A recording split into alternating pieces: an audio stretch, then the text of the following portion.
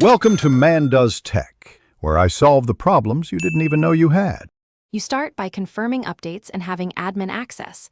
This prevents permission issues. Once done, open Settings, go to System and choose Display so you land where Auto Brightness lives. Make sure your device has an ambient light sensor. Laptops often do, external monitors rarely. If you're plugged in, note power mode can affect behavior.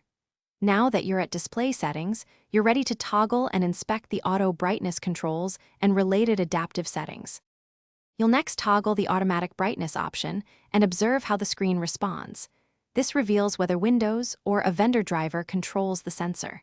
Then open Advanced Display or Power and Battery screen and review adaptive brightness settings. Make sure manufacturer utilities like Intel GMM, Dell Power Manager, or Lenovo Vantage are not overriding Windows. Disable duplicates so one system controls changes.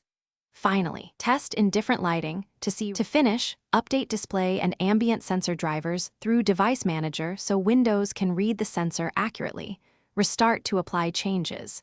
If problems persist, uninstall the sensor driver and let Windows reinstall it or roll back to a previous driver version.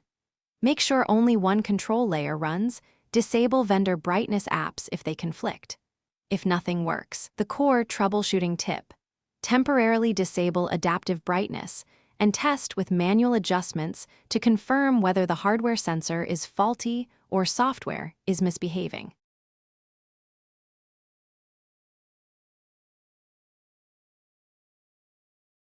Thanks for watching. If you found this helpful, don't forget to like and subscribe.